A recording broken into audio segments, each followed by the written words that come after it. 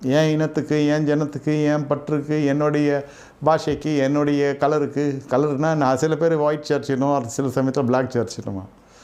Service பார்த்திங்கனாக்கா சில நாடுகள்லாம் விடிய நடக்கும் சர்வீஸு. முதல்ல கன்னடா சர்வீஸு, அப்புறம் தெலுங்கு சர்வீஸு, அப்புறம் பஞ்சாபி சர்வீஸு, அப்புறம் அசாமி சர்வீஸு, அப்புறம் ஹிந்தி சர்வீஸு, அப்புறம் போஜ்பூரி சர்வீஸு, அப்புறம் தமிழ் சர்வீஸு, அப்புறம் இங்கிலீஷ் சர்வீஸு. ஒரு நாட்டில் இது மாதிரி நடந்துருக்கு. 1 ஹவருக்கு ஒரு வாட்டி அப்படியே ரோல் ஆகினே இருக்கும். ஜனங்க வந்துனே இருப்பாங்க, அது வரைக்கும் எல்லாம் வெளில நிற்பாங்க, அப்புறம் முடிச்சுன்னு. இது ஒரு மாதிரி. பரிசுத்த ஆவியானவர் வரமாட்டார். சத்தியம் இது. 120 பேரும் வெவ்வேறு பாஷைக்காரர்கள் எல்லாம் ஒன்றா உட்கார்ந்தாங்க. கர்த்தரை நோக்கி பார்த்துக்க முடியாது.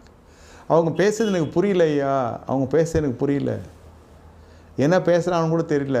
சரி, டிரான்ஸ்லேஷன்லாம் வச்சு இப்போ ஏதோ பண்ணி just to convey the message. சரி, புரியல.